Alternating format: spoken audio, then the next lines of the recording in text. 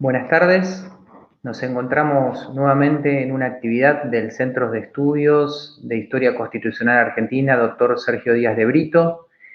En esta ocasión, el doctor Fernando Romero Moreno se va a referir al tema acerca de si es la Constitución escrita nuestra ley fundamental. Un análisis llevado adelante desde nuestra tradición política institucional. Sabemos que es un tema que no está exento de polémica. Todos hemos estudiado que la Constitución es la ley suprema de la nación. Sin embargo, determinados criterios interpretativos demuestran la existencia de ciertos techos ideológicos alrededor de ella. Asimismo, encontramos que hay elementos que no están sujetos a cambios por el mismo poder constituyente que la forjó, como los pactos preexistentes o la esencia misma del federalismo. Por otra parte, hay tendencias que fueron receptadas por la misma Constitución Nacional, como el caudillismo tan propio de estas tierras, manifestado en el presidencialismo de nuestros sistemas, y que han influido en el recorrido posterior de la Carta Magna, junto a la historia, la costumbre, las tradiciones, la idiosincrasia y la índole del pueblo que está destinada a regir. De esta forma, si bien en nuestra pirámide jurídica la Constitución es la ley fundamental, no solo lo representa el mero instrumento normativo escrito, sino otros elementos con un horizonte más amplio y controvertido sobre los que se va a explayar el doctor Fernando Romero Moreno para profundizar estos temas. En primer lugar, agradecemos la presencia de nuestro decano, el doctor Hernán Bota, del presidente del Centro de Estudios, del director, el doctor Pablo Schurman, y vamos a darle la palabra al decano, al doctor Hernán Bota, para que pueda hacer una introducción a esta charla. Muchas gracias. ¿Qué tal? Buenas tardes. ¿Cómo están? ¿Cómo están ustedes? Muchas gracias por la invitación, por la oportunidad de participar de este espacio virtual. En mi carácter de decano de la Facultad de Derecho de la Universidad Nacional de Rosario, les doy la bienvenida. Como dije, un espacio virtual, tal cual la nueva normalidad nos tiene acostumbrados. En esta oportunidad para compartir nuevamente una actividad muy especial de la mano del Centro de Estudios de Historia Constitucional Argentina, doctor Sergio Díaz de Brito. Digo una vez más porque es una sana costumbre que tenemos en la FEDER que con cierta periodicidad, una vez por mes, cada algunas semanas, de la mano de este grupo docente tan comprometido con la universidad pública, en particular con nuestra facultad, y con la investigación científica, nos trae una invitación para el análisis, para la reflexión, y así hemos recorrido y compartido aulas virtuales y aulas presenciales en los momentos que se podía, con ilustres e importantes visitantes. Por eso quiero en primer lugar formular un expreso agradecimiento a quienes lo hacen posible desde la organización. Es un momento muy especial el que estamos viviendo, un contexto muy particular. En primer lugar, al Centro de Estudios, como dije, de Historia Constitucional Argentina, doctor Sergio Díaz de Brito, y también a la Secretaría Académica de nuestra Facultad de Derecho. Pero como me gusta ponerle nombre propio a las instituciones, porque quienes forman parte de ellas y les dan vida son personas que merecen que todos conozcamos quién está detrás de esto, que no sucede por arte de magia. Al doctor Pablo Schurman, su director, ese incansable docente que no cesa en demostrarnos y en demostrarle a la comunidad académica de la facultad su vocación por la historia constitucional, por el revisionismo, con la más amplia capacidad de análisis y pluralidad, cuestión que yo le agradezco mucho y le valoro especialmente al doctor Pablo Schurman. También al doctor Darío Victore, que hace las veces de coordinador de la actividad, docente también de nuestra casa en la asignatura Historia Constitucional Argentina, al secretario académico Germán Gerbaudo, que no está presente en este momento, sí seguramente sigue la retransmisión por YouTube, está Germán en otro espacio virtual que se está sustanciando a la par de este como actividad extracurricular entre las muchas que tiene nuestra facultad. Me refiero a una jornada de debate sobre derecho animal, muy rica también. A la par se está llevando a cabo una jornada sobre integración y el análisis del Mercosur y la Unión Europea en perspectiva histórica, 30 años del Mercosur y 70 del Tratado de París, en coorganización con la Universidad Nacional de Río Cuarto. y esta actividad. Es decir, hoy nuestra facultad, además de sus clases, de sus exámenes, tiene 3 actividades extracurriculares de profunda riqueza, que enriquecen su propuesta académica. Por eso mi agradecimiento a quienes lo hacen posible. En este caso, seguramente el doctor Schurman y su equipo y el centro nos traen una propuesta muy rica. En este caso, de la mano, imagino, ¿no?, del revisionismo histórico, y dejé para el final, por supuesto, mi saludo, mis felicitaciones y la bienvenida o re-bienvenida, por decirlo de algún modo, porque es el reingreso a su casa del doctor Fernando Romero Moreno, que si bien no está en Rosario, seguramente gran parte de su corazón sí lo está, porque es graduado de nuestra Facultad de Derecho. Por lo tanto, Fernando, sos bienvenido, es tu casa, tenelo en cuenta, y valoramos mucho el hecho de poder contar hoy contigo. Decía que el análisis desde la perspectiva histórica de nuestra Constitución Nacional, voy imaginando trazos gruesos de lo que será esta disertación, el análisis de las fuentes, escritas, no escritas, esos pactos preexistentes que decía el profesor Victores. Yo le agrego tradiciones, caudillismo, en fin, todo lo que sirve de contexto para analizar nuestra Carta Magna, nuestro texto fundamental, que por supuesto es estudiado exhaustivamente en nuestra facultad, en la asignatura de Derecho Constitucional, luego en Derechos Humanos, ex Constitucional 2, en Derecho Político, la visitamos en Derecho Internacional Público, y todas las asignaturas en mayor o menor medida miran, visitan, relojean la Constitución, pero el análisis desde su perspectiva histórica es tal vez uno de los más ricos, Por eso le agradezco al Centro de Estudios y en general a las cátedras de Historia Constitucional por este tipo de actividades, que llega además en un momento muy especial. En un momento en el que la realidad que estamos atravesando, no solo como comunidad académica, como sociedad, como humanidad, pero digo ahora como habitantes de nuestra nación, nos obliga a visitar la Constitución, a volver a analizarla, a revisitarla, evaluar desde la perspectiva histórica si los motivos de unión y especial y desgraciadamente de desunión que nos atraviesan a los argentinos tienen su raigambre en ese análisis. Es un momento en el cual necesitamos también refugiarnos en sus principios, en aquello que nuestros padres fundadores, ¿no?, de la patria tuvieron en cuenta y por qué llegamos hasta aquí. Digo en este momento porque creo que nos necesita más unidos que nunca, anteponiendo los valores. Cada uno tiene los suyos, cada uno tiene su ideología, su credo, su pertenencia política, académica, doctrinaria, en fin. Pero seguramente en tanto argentinos necesitamos estar unidos en un momento muy especial. Y estoy seguro que de este tipo de actividades académicas surgen cuestiones muy ricas para analizar. De modo que, nuevamente, la bienvenida a la actividad, mis felicitaciones y mi agradecimiento al profesor disertante. Muchas gracias. Muchas gracias, doctor Bota. Vamos a darle la palabra al director del Centro de Estudio, el doctor Pablo Schurman.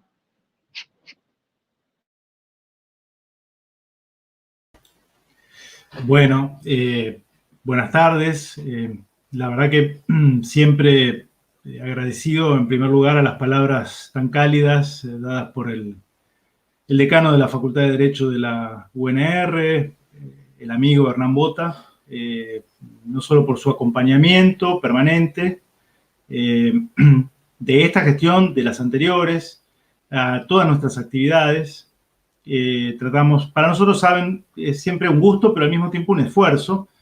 La virtualidad nos ha ayudado en alguna medida, pero siempre hay toda una cuestión de acompañamiento que nosotros valoramos infinitamente, no solo en la persona y en la presencia de su valioso tiempo por parte del decano, agradecer sus palabras y también toda la gestión que lo acompaña, en particular, vuelvo a reiterarlo, a Germán Gerbaudo, secretario académico, y a la secretaria de Ciencia y Técnica, la licenciada Paula Navarro. Son las áreas de la facultad con quienes estamos en permanente coordinación de actividades.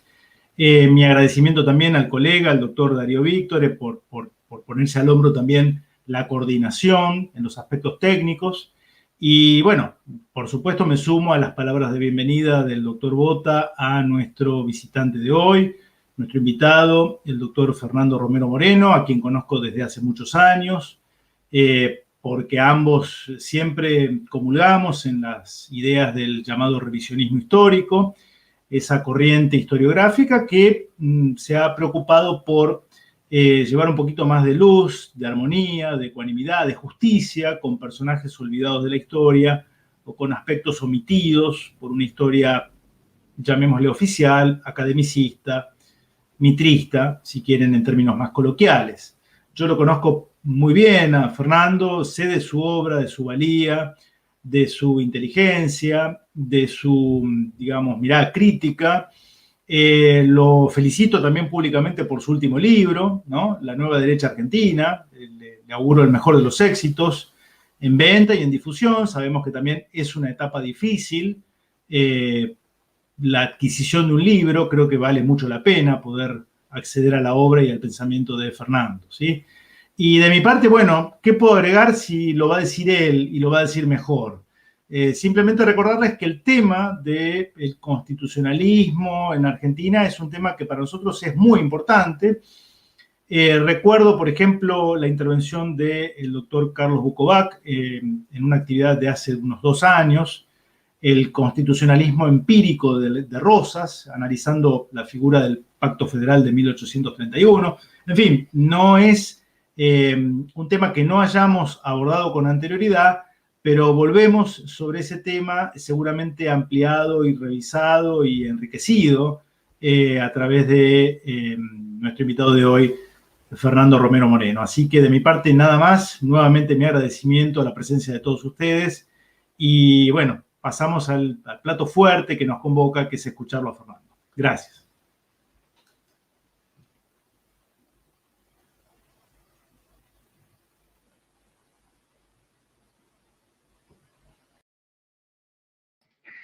Muchas gracias, doctor Schurman. Vamos a presentarlo al doctor Fernando Romero Moreno. Es abogado, egresado de la Universidad Nacional de Rosario y profesor superior universitario en abogacía por la Universidad Católica Argentina. Desde el año 1992 hasta la fecha se ha dedicado a la educación, especialmente en nivel secundario y universitario, en ejercicio de diferentes cargos docentes y directivos. Ha escrito artículos especialmente de filosofía política y de historia constitucional argentina en publicaciones jurídicas y en sitios especializados de la materia, y ha sido coordinador de la licenciatura en gestión educativa de la Universidad Austral. Y como dijo el doctor Schumann, es autor del libro La Nueva Derecha, Reflexiones sobre la Revolución Conservadora en Argentina. Doctor Fernando Romero Moreno, le damos el espacio. Muchas gracias. Bueno, muchísimas gracias. Ante todo quiero agradecer la presencia del doctor Hernán Bota, decano de la Facultad de Derecho, de la que efectivamente me siento muy honrado por haber tenido la oportunidad de estudiar allí y de recibirme. Sí, es verdad, con Rosario tengo una relación muy especial. Viví desde los 20 hasta los 45 años, tengo 52, así que 25 años de mi vida, casi la mitad, los he pasado en esa ciudad que la conozco muy bien y a la que quiero mucho, donde tengo muchos amigos. Y salvo el año pasado por este asunto de la pandemia y por el momento, sí, efectivamente sigo viajando todos los años a dar clases, a ver amigos, en fin, mantengo una relación muy especial. Como le decía hoy a otro amigo, no reniego naturalmente de mi nacimiento en Buenos Aires, tanto mi familia de sangre como mi familia política son de aquí, pero también me siento rosarino por adopción, ¿no? Así que bueno, agradecerle también a Pablo y a Darío por darme la oportunidad de hablar sobre este tema. Y antes de ya meternos de lleno en esta cuestión, que es bastante polémica, quiero traer a la memoria a quien fuera mi gran maestro de Historia Constitucional Argentina y titular de la cátedra de esta materia en la Universidad Nacional de Rosario, que fue el doctor Héctor Petrocelli, a quien tuve el el gusto y el don de Dios de poder tratarlo en los últimos 12 años de su vida, visitándolo frecuentemente. Además vivíamos cerca, con lo cual hemos tenido charlas muy, muy largas en las que he aprendido muchísimo, además de sus libros. Así que bueno, quiero primero ante todo hacerle un homenaje a él y bueno, y luego saludar a todos los que estén escuchando este programa y probablemente me recuerden o como compañero de estudios o como alumno, e incluso cuando hice la inscripción a la cátedra de Historia Constitucional, bueno, también los profesores con los cuales tuve el gusto de trabajar, ¿no?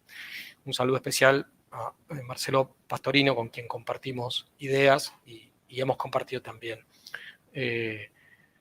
clases y hemos tomado exámenes juntos en esa que efectivamente también es mi casa. Bueno, vamos a empezar entonces con el tema de polémico, pues le hemos puesto este título así: ¿es la Constitución escrita la ley fundamental de la nación?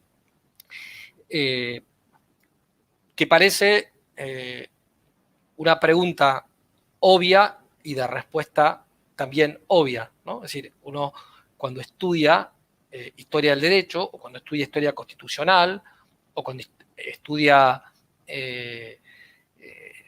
derecho político en Argentina, una de las primeras cosas que aprende es que en la pirámide jurídica lo que se encuentra como norma suprema es la Constitución. Y la Constitución escrita de 1853, sus sucesivas reformas, sobre todo la del 60 y también la del 94, ¿no? Pero es justamente este axioma el que vamos a tratar de ver si responde, por un lado, a la realidad jurídica, a lo que sucede todos los días en la convivencia entre los argentinos, luego, si es efectivamente lo que dice la Constitución, lo que ha dicho la jurisprudencia, lo que han dicho los especialistas en derecho constitucional, en derecho político, y viendo esto en un marco mayor, que es el de tomar conciencia de que la Argentina no nació por decreto un 25 de mayo de 1810, o un 9 de julio de 1816, o un 1 de mayo de 1853.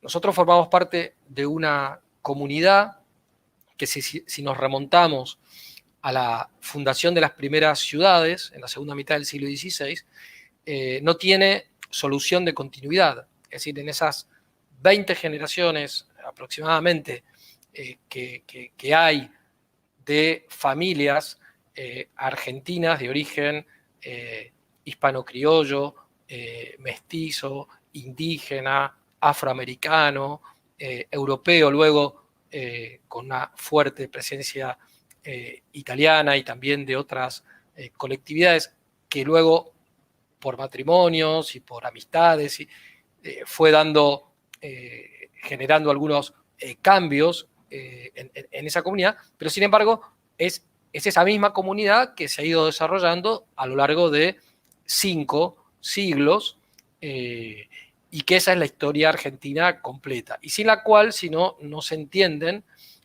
muchísimas de nuestras cuestiones, tanto las que tienen que ver con los aciertos de nuestra vida política, como también con nuestros problemas, ¿no? Vamos ahora a ver, entonces, dentro de ese contexto de una comunidad que tiene 5 siglos de historia y 2 como una comunidad política independiente, esta cuestión que tiene que ver con la Constitución. Para eso vamos a distinguir primero 2 conceptos que seguramente muchos de ustedes los conozcan y tienen que ver con ¿qué entendemos por Constitución? Porque para responder a la pregunta de si la Constitución es la ley suprema de la nación, tenemos que ponernos de acuerdo en qué estamos hablando, de qué estamos hablando cuando decimos Constitución.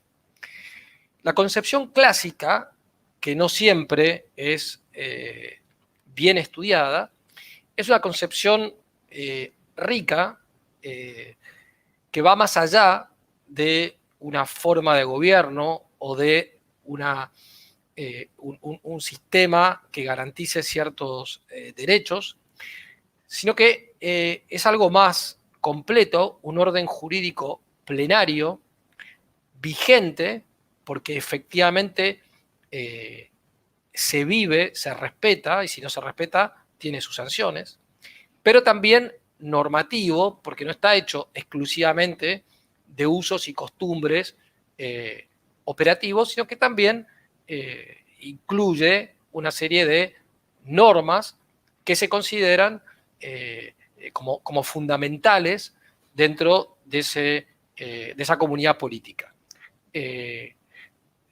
¿Por qué digo varias normas? Porque pensando, por ejemplo, en el caso de Gran Bretaña, que es el que muchas veces se trae a colación cuando hablamos de estos temas, en Gran Bretaña hay una serie de normas, desde la Carta Magna de Juan Sin Tierra, 1215 en adelante, pero no hay una constitución escrita como la nuestra, ¿no? o como puede ser la de los Estados Unidos. Pero sí hay una serie de normas que forman ese orden constitucional. Dentro de ese concepto tradicional de constitución, el régimen político es un régimen político mixto, no necesariamente es un régimen democrático, puede ser un régimen republicano, puede ser un régimen monárquico, que tenga elementos democráticos, que tenga elementos de otras formas de gobierno. Eso tiene que ver más con la tradición de cada país, pero en ese concepto tradicional de constitución se considera que la mejor forma es la del régimen mixto, donde hay un principio monárquico, un principio aristocrático y un principio democrático. Después ya si prima más uno u otro, estaremos ante una monarquía o ante una república. Dentro de ese concepto tradicional de constitución se reconocen una serie de libertades para las personas y para los cuerpos intermedios frente a las otras personas y frente al poder político. Esto históricamente se fue desarrollando, digamos, en un sentido, de progresivo, no en el sentido de progresista, sino gradual, porque, por ejemplo, los griegos reconocían libertades políticas, pero no en cambio lo que hoy llamamos necesariamente libertades civiles, sí para los ciudadanos en algunos casos, no para los esclavos, que era la mayoría de la sociedad.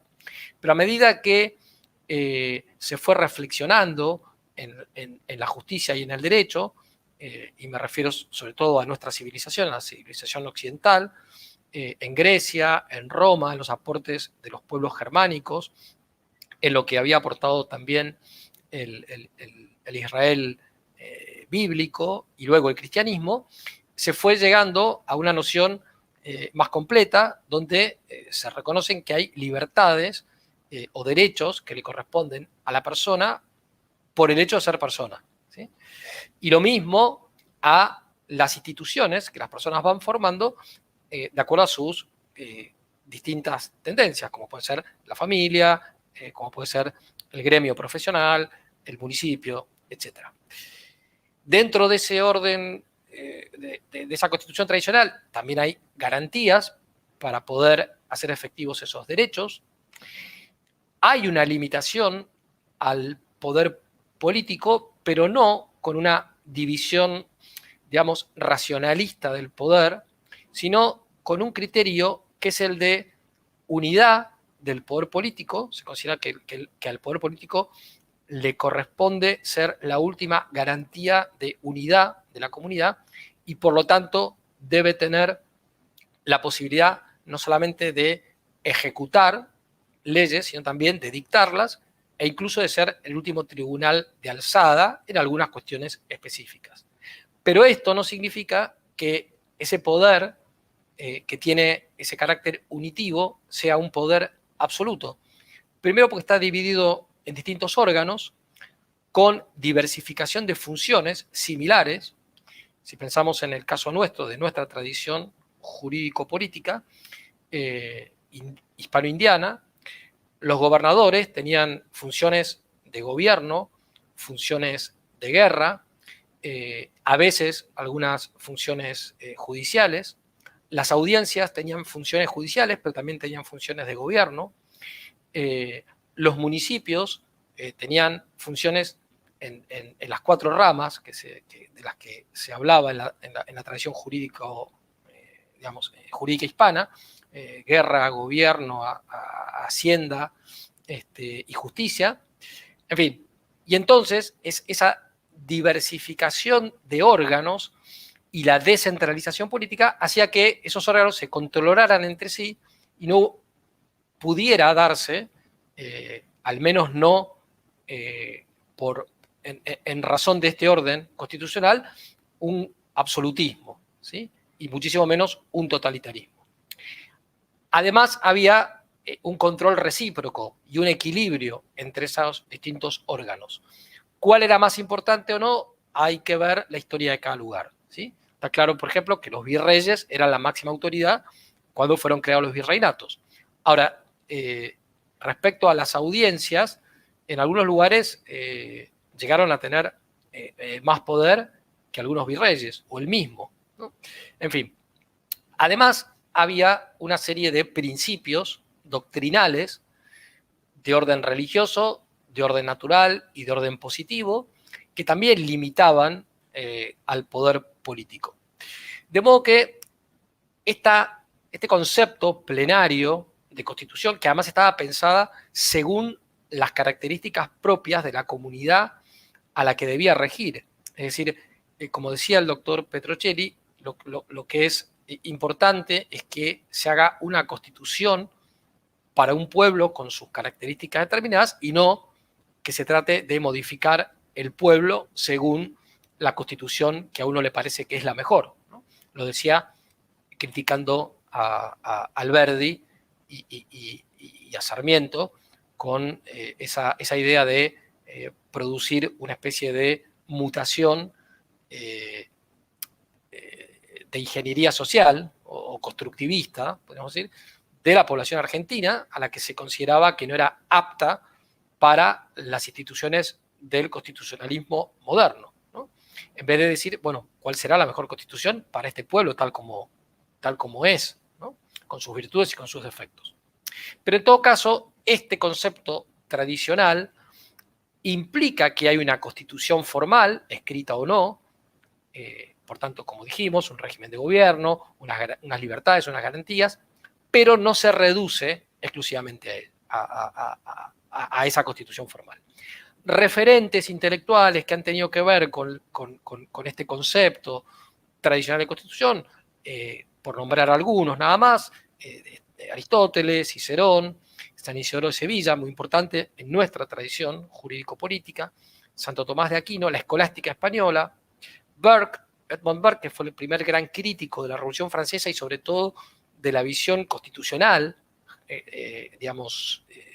constructivista, que no tenía en cuenta justamente los usos y costumbres, la tradición entendida tanto como bien común acumulado en el tiempo, pero también como experiencia política, etcétera, etcétera. Y entre nosotros, dos destacados juristas, que también están dentro de este concepto tradicional de constitución, que fueron Arturo Sampay y, que fue, como sabemos, uno de los doctrinarios de la reforma constitucional de 1949, y don Tomás Casares, que además de un gran jurista fue ministro de la Corte Suprema de Justicia de la Nación. Este concepto tradicional de constitución es el que explica el desarrollo político que se dio en Grecia, que se dio en Roma, pero que terminó de cuajar en esa síntesis de estas distintas corrientes culturales en la cristiandad medieval. Allí es donde surgen los parlamentos, pero aquí viene ya la primera corrección a lo que habitualmente se nos enseña. En 1215, efectivamente, Juan Sin Tierra dio una carta de derechos, o otorgó una Carta de Derechos a los nobles, que se considera el primer documento jurídico constitucional, de alguna manera precedente del constitucionalismo moderno.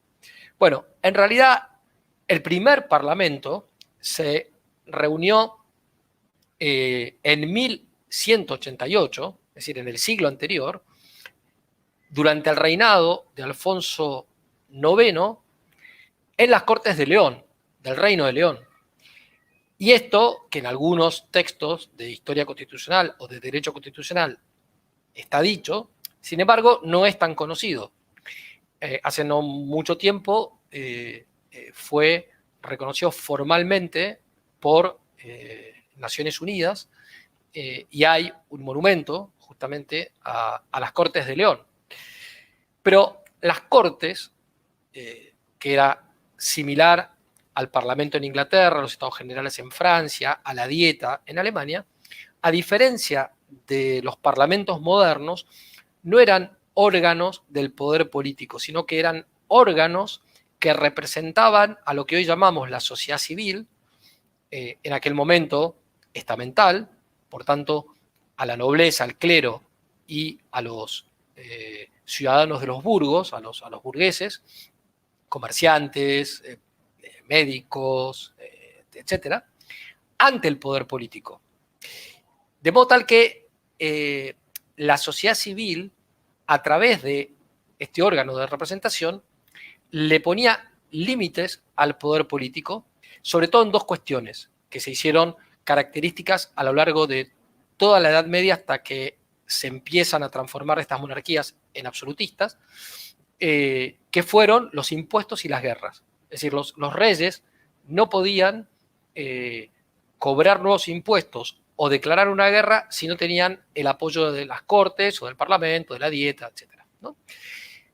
Hay instituciones de aquel constitucionalismo tradicional que perdieron vigencia. Por ejemplo, esto, ¿no? Hoy los parlamentos no son órganos de representación ante el poder, son órganos de representación en el poder, lo cual no tendría nada de malo si eso fuera una división, si se quiere, de tareas dentro del gobierno, pero el problema es que la que ha perdido es la sociedad civil con sus instituciones naturales, representación ante ese poder político, ¿sí? Tal vez con la excepción, en el caso de Inglaterra, de la Cámara de los Lores, o en el caso de Estados Unidos, en el Senado, donde si bien los senadores o son demócratas o son republicanos, sin embargo, tienen bastante conciencia de que primariamente están representando al Estado que los ha elegido, ¿no?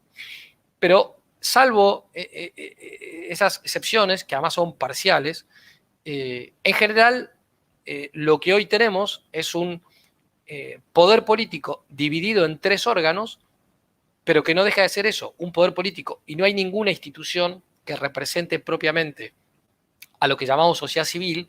A mí mucho no me gusta esa expresión, prefiero hablar de comunidades infrapolíticas, ¿sí? Pero no están representadas esas comunidades infrapolíticas ante el poder político. Tampoco los representantes son exactamente iguales a como eran en aquel momento. Los procuradores que eran elegidos por los nobles, por el clero o por los burgueses, y en algunos lugares incluso por los campesinos, eran elegidos por ellos, financiados por ellos, y los dotaban o de un mandato imperativo o de un mandato general. Si el mandato era imperativo, era porque le decían, mire, si se va a discutir, no sé, el aumento de estos impuestos, usted tiene que votar que no, ¿sí? Y si el mandato era imperativo, el procurador no podía, por más que pensara de una manera distinta, votar de otro modo, si no era nulo su voto, ¿sí? Si se le daba un mandato general, era como una especie de cheque en blanco diciendo, bueno, confiamos en usted, haga lo que le parezca, ¿sí? Eso existió en la Argentina hasta 1853. La primera asamblea que elimina el mandato imperativo es justamente, bueno, 1852, es decir, durante el Acuerdo de San Nicolás se elimina el mandato imperativo. En cambio, en el Congreso de Tucumán hubo diputados que fueron a discutir la cuestión de la independencia y la cuestión de la organización política con mandato general, y otros, en cambio, fueron con mandato imperativo. Concretamente, los representantes de Mendoza y, si no recuerdo mal, los de Jujuy. Los de Mendoza porque además eran enviados por San Martín, con lo cual tenían la orden expresa de votar en favor de la independencia. Bueno, cuando se produce el cambio de las monarquías tradicionales a las monarquías absolutas, desaparecen las cortes, de hecho, no de derecho, pero de hecho, desaparecen también, por lo tanto, los procuradores, y cuando vuelven a ser convocados, sobre todo en Francia, con la Asamblea General, se transforman la Asamblea, digamos, los Estados Generales se transforman en Asamblea Nacional, pasan a ser parte del poder político, y por tanto los representantes dejan de representar intereses concretos de sectores concretos de la sociedad, muchas veces, como decíamos, dotados de mandato imperativo, para ser representantes de la nación. Y al ser representantes de la nación, el mandato es general. Con lo cual, esto que muchas veces a la gente le preocupa, dice, bueno, pero dijeron en la campaña electoral que iban a hacer tal y tal cosa. Y sí, pero jurídicamente no están obligados a cumplir con lo que prometieron en la campaña electoral, porque no se les otorga un mandato imperativo, se les otorga un mandato general, ¿no? Bien, y otra cuestión que era típica, y digamos, era la existencia de un ordenamiento jurídico plural. Coexistía el derecho germánico con el derecho romano, y para referirme exclusivamente al caso de España, que es nuestro precedente inmediato, cada comunidad jurídica tenía su propio ordenamiento, con sus usos y costumbres tradicionales, con sus derechos y garantías, que eran los fueros. Y los reyes no podían serlo, no podían jurar, una vez muerto el rey anterior, no podían jurar ser reyes si no se comprometían bajo juramento ante las cortes a respetar los fueros de cada lugar. Y España, que era una especie de federación de reinos, el rey tenía títulos jurídicos y competencias distintas según los distintos reinos. Cuando España quedó ya unida, no en un reino unitario, que es lo que va a pasar, de hecho, en parte con los Borbones y de derecho con la Constitución de Cádiz, sino cuando quede unida por, digamos, la unión de las coronas, después de Isabel y Fernando. Sin embargo, el rey, por ejemplo, Carlos V, o Felipe II, o Felipe III, etc., no eran reyes con los mismos títulos respecto de, y con las mismas competencias respecto de Castilla, respecto de Aragón, respecto de Navarra, respecto de Galicia, y tampoco respecto de las Indias, que era nuestro caso, ¿sí? Nosotros teníamos un ordenamiento particular, no éramos colonias, éramos reinos incorporados al dominio público de la corona de Castilla. El rey gobernaba América no con el Consejo de Castilla, sino con el Consejo de Indias.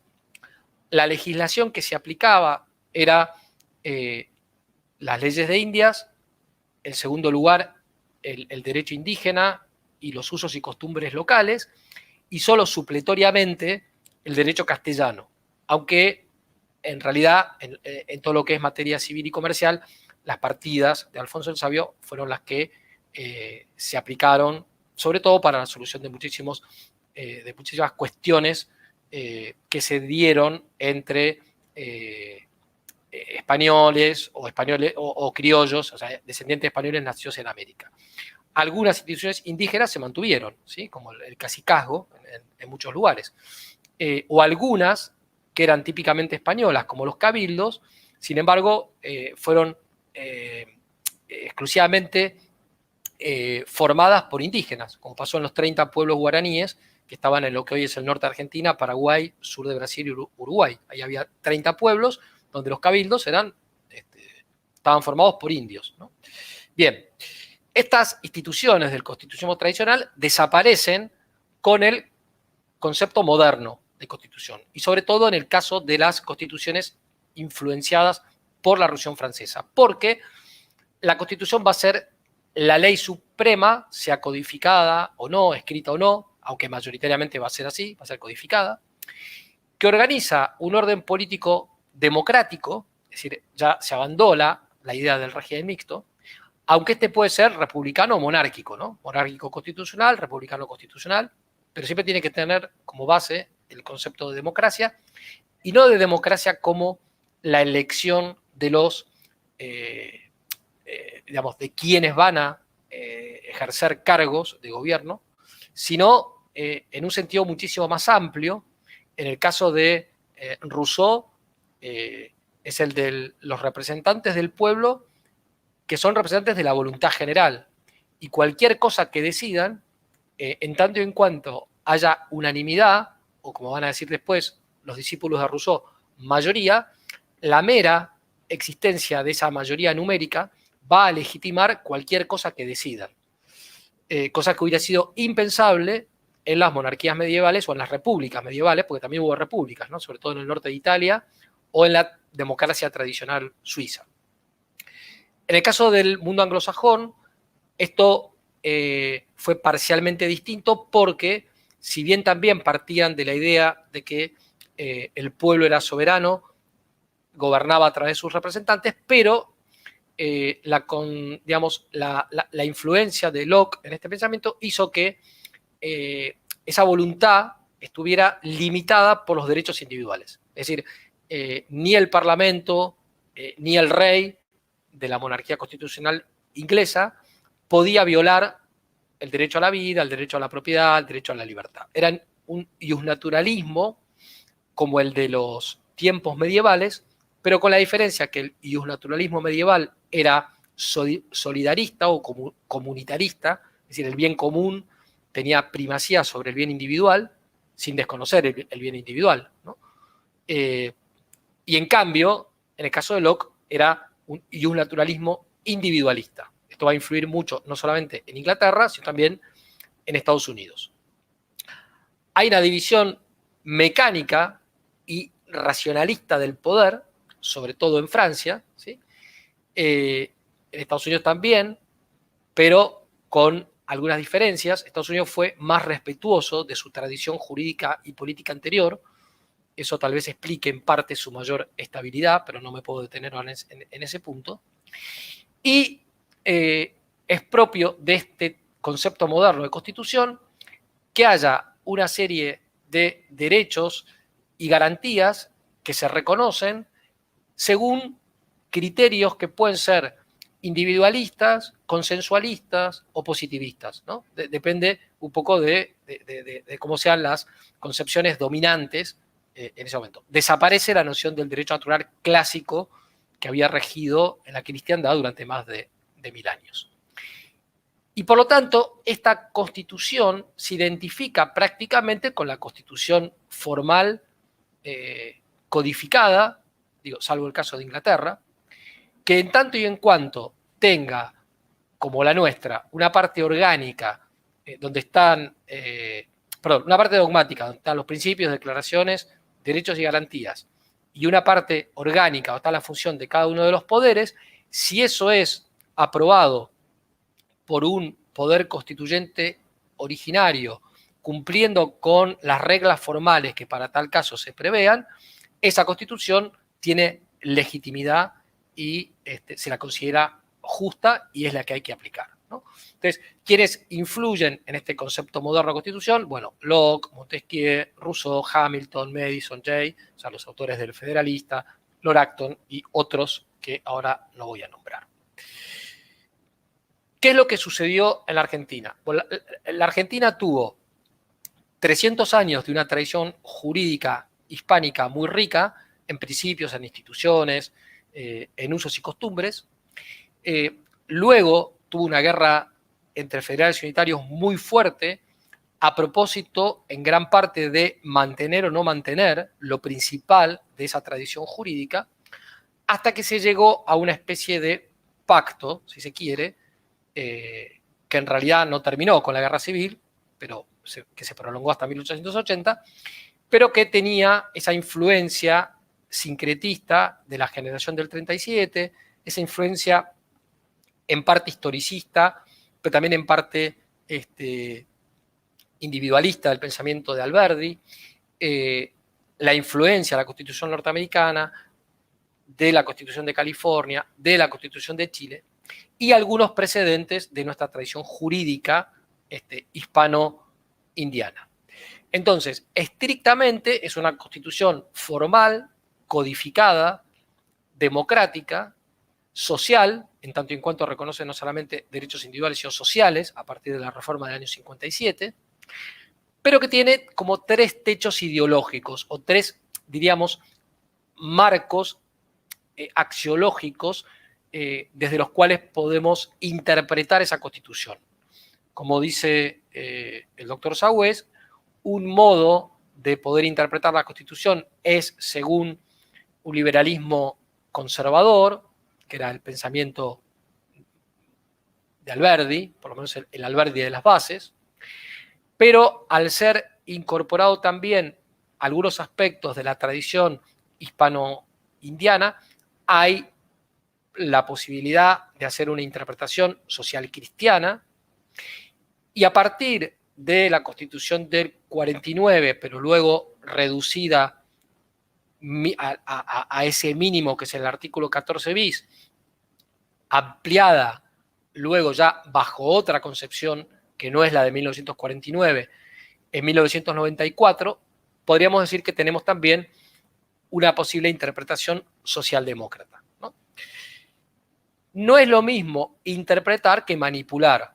Eso lo explica muy bien Sagüez, porque una cosa es que, como todo texto de cualquier naturaleza que sea, haya que interpretarlo, y otra cosa es que se lo puede interpretar de cualquier manera.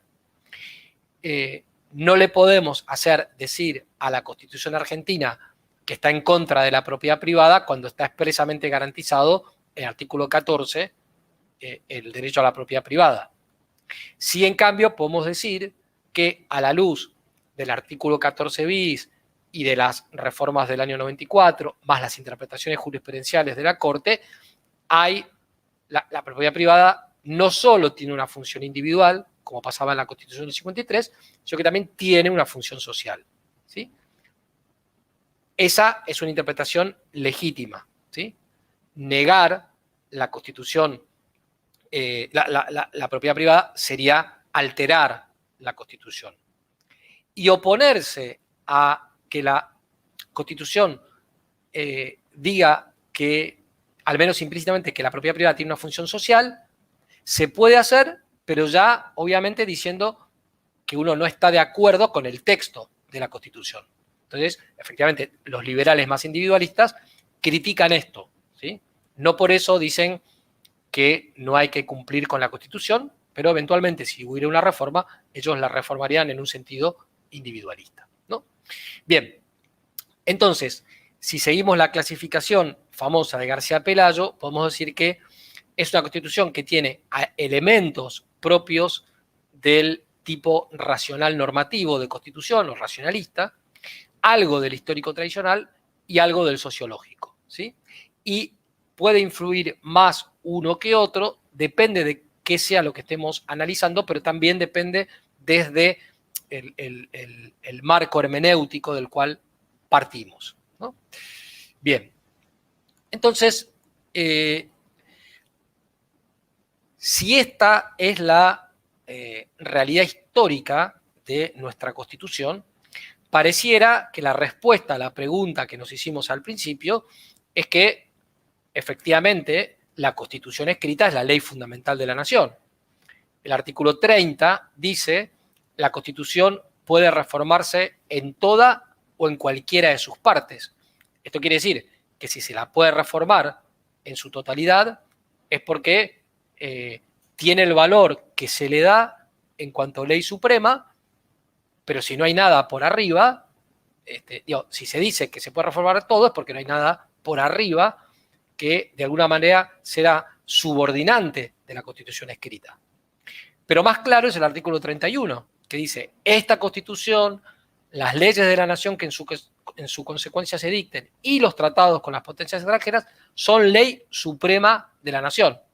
Entonces uno diría, bueno, ya con esto tenemos cerrado esta charla, digamos, ¿no?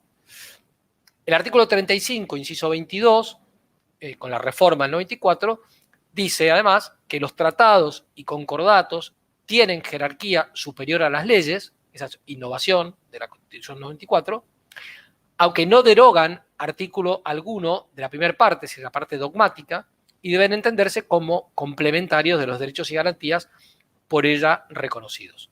Con lo cual, todas las declaraciones de derechos humanos que se incorporan a la Constitución y que tienen jerarquía constitucional forman parte del plexo normativo constitucional de nuestro país, pero no pueden violar lo que está dicho, reconocido y garantizado en la parte dogmática de la Constitución. Muy bien. Sin embargo, y acá empezamos a ver que hay otros elementos de la misma Constitución que podrían ayudar a matizar la respuesta, que son los siguientes. Lo primero es que el preámbulo habla de Dios como fuente de toda razón y justicia. Y parto de algo que tendría que decir después, pero si lo digo ahora va a ser más claro. En varios fallos, la Corte Suprema de Justicia de la Nación y también muchísimos juristas e incluso constituyentes digamos del 53 o del 60 o políticos de aquella época han dicho que el preámbulo tiene un carácter normativo y no meramente programático, ¿sí? Es decir, no es algo retórico, sino que es clave interpretativa de toda la Constitución.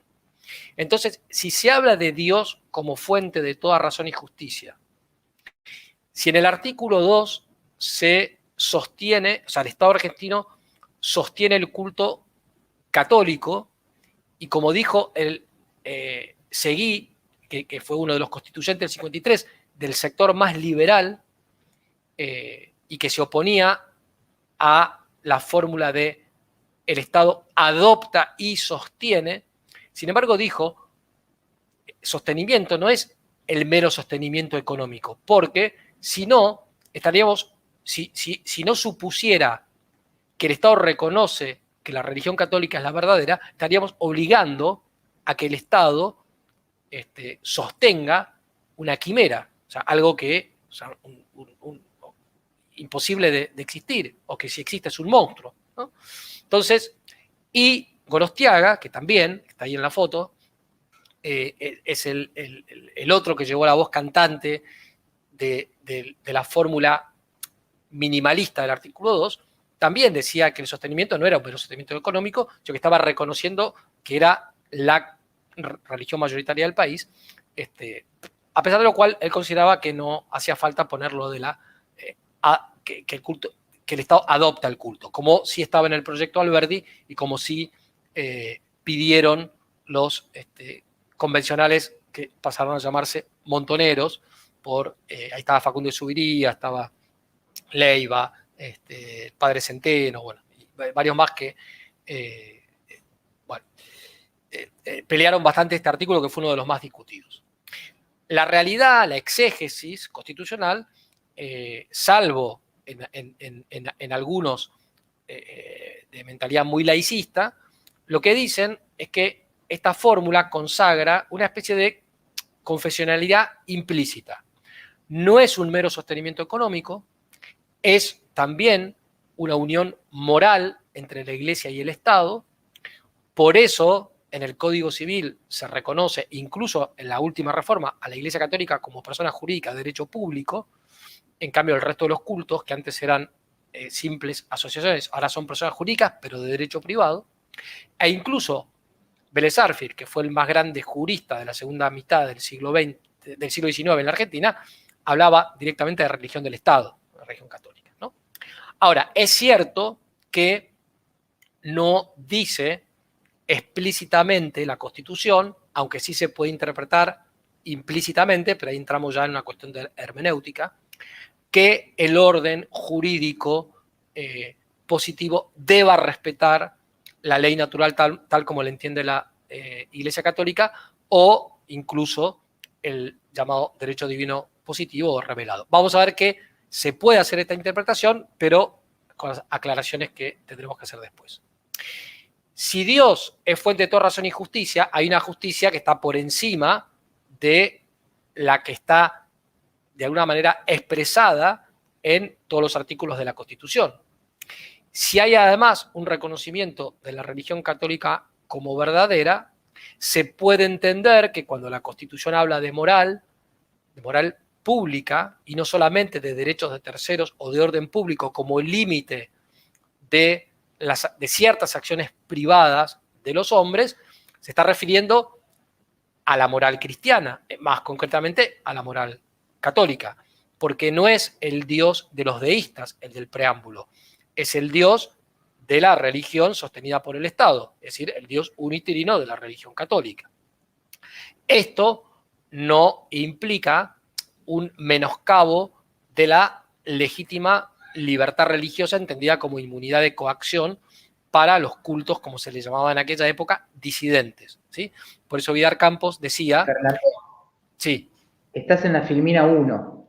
Si podés ir pasándolas a medida que vas avanzando. No ha avanzado. Yo pasé, ¿eh? Yo pasé a la 3. Bien. Acá ha quedado en la 1. Yo estoy en la 7. Bien. No sé si... Bueno, sigo hablando en todo caso. Después, bien, en todo caso, paso al PowerPoint. Bueno. Bien. Entonces, esa misma, digamos, si se reconoce que esa es la moral pública, bueno, entonces efectivamente también hay algo que está reconocido por la Constitución escrita, pero que está por encima de esa Constitución escrita, porque esa moral va mucho más allá de lo que está estrictamente escrito en los artículos de la Constitución. Además tenemos el artículo 33, famoso, ¿no? Las declaraciones de derechos y garantías que enumera la Constitución no serán entendidos como negación de otros derechos y garantías no enumerados, pero que nacen del principio de la soberanía del pueblo y de la forma republicana de gobierno. Es decir, hay derechos y garantías no enumerados en la Constitución, pero que la Constitución garantiza, ¿sí? Podemos discutir si le corresponde a una Constitución hacer referencia a algo que es propio de la filosofía del derecho, como es la teoría de la soberanía del pueblo o la forma republicana de gobierno. Pero en todo caso, lo que sí queda claro es que no son solo los derechos y garantías del artículo 14, el 14 bis y siguientes los que reconoce la Constitución, sino que pueden descubrirse otros con posterioridad, como de hecho sucedió. En gran parte de los derechos sociales, primero fueron, digamos, reconocidos por vía jurisprudencial y luego sí vinieron las reformas a la Constitución escrita. Pero no hizo falta llegar a la Constitución escrita para que hubiera algún tipo de reconocimiento de derechos sociales, ¿no? Bueno, por otro lado, no hay ningún cuerpo jurídico, como dijimos, que esté exento de interpretación. Entonces, el doctor Héctor Hernández, por ejemplo, fue profesor de Filosofía del Derecho muchos años en la Facultad de Derecho de la Universidad Católica Argentina en Rosario y profesor del posgrado de Derecho Constitucional de la UCA en Buenos Aires y un afamado filósofo del derecho en el mundo hispanoamericano y en el mundo hispánico en general. Él dice, somos todos iusnaturalistas. ¿En qué sentido? En el sentido de que nadie interpreta ninguna ley y menos la ley, digamos, llamada suprema, como la Constitución, sin partir de una serie de principios y de valores que considera que son verdaderos, ¿sí? Está usando la palabra iusnaturalismo en sentido amplio, ¿sí? Lo que está diciendo es, nadie hace una aplicación mecánica de la ley, muchísimo menos ahora, ¿no? Lo que sí puede variar son los criterios de interpretación, ¿no? Pero si hay criterios de interpretación, entonces es que hay algo por encima de la Constitución escrita, ¿sí? Que nos lleva a interpretarla de una manera y a otros la lleva a interpretar de otro modo, ¿sí? Vuelvo a repetir, obviamente puede haber interpretaciones que sean arbitrarias y que sean, como dice Sagüez, una manipulación de la Constitución. Eso no sería correcto. Ahora, que puede haber dentro del marco que la misma Constitución da diversas interpretaciones en algunos puntos que efectivamente no son tan claros, bueno, sí, eso efectivamente puede suceder, y ya será más válida una u otra, depende de lo que uno considere, ¿no? Los que partimos del derecho natural clásico cristiano consideramos que hay ciertos valores y principios objetivos que están por encima del derecho positivo. Pero acá lo que interesa no es eso, que sería una cuestión de filosofía del derecho, sino que la misma Constitución está reconociendo que hay cuestiones que están por encima de lo que está escrito, ¿sí? Y por tanto, cuando dice que la Constitución es la ley suprema, habrá que entender la Constitución no en el sentido moderno, no reducida a lo que está escrito, sino con ese sentido más plenario de Constitución, es decir, la Constitución tradicional. También la comisión redactora de 1860, que forma parte, al menos en mi opinión, del poder constituyente originario, ¿sí? Porque hasta que no se reincorporó Buenos Aires, creo que no se puede hablar propiamente de poder constituyente originario pleno. La comisión redactora de esa reforma dijo claramente que todas las ramas del derecho podían variar, salvo los derechos naturales de las personas y de los pueblos otorgados por la divina providencia, que deben quedar fijos e inmutables. Entonces, acá ya lo que tenemos es un criterio de la comisión que redactó la reforma de 1860, de quienes además tuvieron una importancia en la redacción del artículo 33, que no deja ya la cuestión del derecho natural para que se la discuta en sede de filosofía del derecho, sino que la incorpora a la propia Constitución. Podremos sí debatir si estos derechos naturales de los que habla la comisión redactora se refieren al iusnaturalismo individualista de Locke o al iusnaturalismo solidarista de Aristóteles, de Cicerón, de Santo Tomás o de la escolástica española, ¿no? Y la Corte Suprema de Justicia, como decíamos, le dio siempre un carácter operativo y no meramente programático a lo que dice el preámbulo. Y el preámbulo habla de unión nacional. Por lo tanto, en línea de principios, el separatismo sería algo contrario a la Constitución.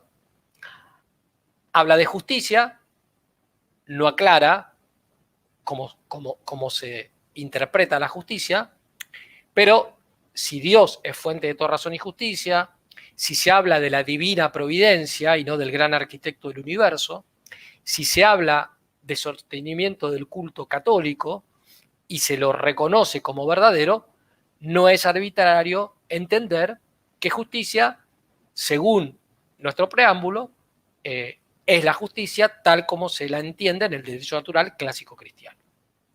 Habla de paz interior, habla de la defensa común, con lo cual el Estado que no se preocupe por esto estará, cayendo en un incumplimiento grave de la Constitución. Habla de bienestar general, y acá la Corte Suprema de Justicia hizo una interpretación diciendo el concepto de bienestar general del preámbulo es equivalente al concepto clásico de bien común, es decir, al concepto que viene de esa tradición de Aristóteles, Cicerón, Santo Tomás, la escolástica española, ¿no?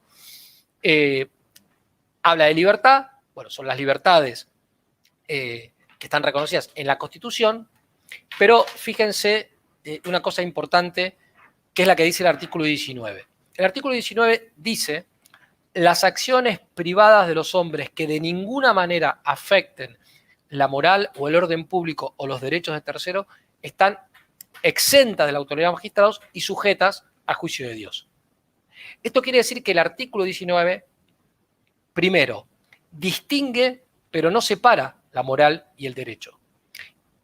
El derecho no puede exigir todo lo mismo que exige la moral, solamente las cuestiones que tienen que ver con la justicia. Pero aquellas acciones privadas de los hombres que sean inmorales, la Constitución dice un juez no las va a juzgar, pero sí las va a juzgar Dios. Es decir, no plantea una moral relativista. Luego, sí exige que se respete, obviamente, lo que el orden jurídico dispone para, hacer justicia, para dar a cada uno lo suyo. Pero además agrega que el límite a las acciones, dice, las acciones privadas que de ninguna manera, quiere decir que puede haber acciones privadas que de alguna manera afecten derechos de terceros, el orden público o la moral pública. Si la Constitución fuera liberal en sentido individualista, hubiera puesto exclusivamente derechos de terceros y orden público, y no hubiera admitido, además, que ciertas acciones privadas se las considere como afectando, diría yo, de modo próximo a la moral pública, al orden público o a los derechos de terceros, ¿sí? Entonces, aquí vemos que también se incluye dentro del texto constitucional algo que va a haber que averiguar por fuera del texto constitucional, porque vamos a tener que averiguar qué es eso de la moral pública. Obviamente, si guardamos coherencia con lo que dijimos anteriormente, esa moral pública es la moral cristiana. Ejemplo de acciones privadas de los hombres que podrían afectar esto, y que es un tema de debate desde hace por lo menos 30 años en Argentina, es la cuestión de la tenencia personal de estupefacientes, ¿no? Si yo tengo droga para drogarme en mi casa, y punto, no soy narcotraficante, ¿no? Obviamente, si uno es liberal individualista, va a decir, esto no afecta a derechos de terceros, no afecta al orden público, punto. Cada uno sabrá si es bueno o malo hacerlo. En cambio, si consideramos, obviamente habría que dedicarle a esto otra charla, ¿no? Pero si consideramos que, independientemente de que es una acción privada, afecta a la moral pública, entonces, bueno, podríamos decir que no es inconstitucional la prohibición de la tenencia de estupefacientes para consumo personal, o que esto sea un delito, ¿sí? Bien, entonces, como vemos, la misma Constitución es la que abre las puertas a que haya algo por encima de la misma Constitución escrita. A esto se le agrega lo que han dicho algunos juristas importantes. Por ejemplo, César Enrique Romero, en una famosa conferencia que dio en la Casa del Acuerdo en San Nicolás de los Arroyos, sostuvo que los pactos preexistentes son subordinantes del poder constituyente originario. Quiere decir que el sistema republicano, representativo y federal, que es lo que de alguna manera es común a todos los pactos preexistentes y sobre todo al Pacto Federal de 1831, no estaba en poder del poder constituyente originario dejarlo de lado. Y no es que tengan validez porque están incorporados, dice la Constitución, en cumplimiento de pactos preexistentes. Si no estuvieran incorporados, habría que incorporarlos, ¿sí? Y, en principio, no podría el poder constituyente derivado eliminarlo, salvo lo que voy a decir ahora, que no lo dice César Enrique Romero, pero lo dice Vidar Campos. Vidar Campos dice que hay contenidos pétreos en la Constitución. Esto es, hay ciertos elementos que en tanto y en cuanto el pueblo argentino siga teniendo las características que tuvo en aquel momento y que tenía cuando Vidar Campos vivía, que no fue hasta hace mucho tiempo, y esto lo sostuvo hasta el final de su vida, incluso en la etapa en la que su pensamiento político era más progresista, pero él sostuvo que esto seguía siendo así. Decía, ¿cuándo se podrían quitar estos contenidos pétreos? Si se produjera una mutación sustancial en la naturaleza del pueblo argentino, ¿sí? Mientras eso no suceda, estos contenidos no se pueden modificar. ¿Cuáles son? La unión moral entre la Iglesia Católica y el Estado, el régimen político republicano, representativo y federal, y los derechos naturales de la persona humana, ¿sí? Entonces, ¿qué pasa con aquello de los pactos preexistentes? no solamente son subordinantes del poder constituyente originario, sino que además no los puede modificar el poder constituyente digamos, derivado, el que se da, el que existe al momento de una reforma constitucional.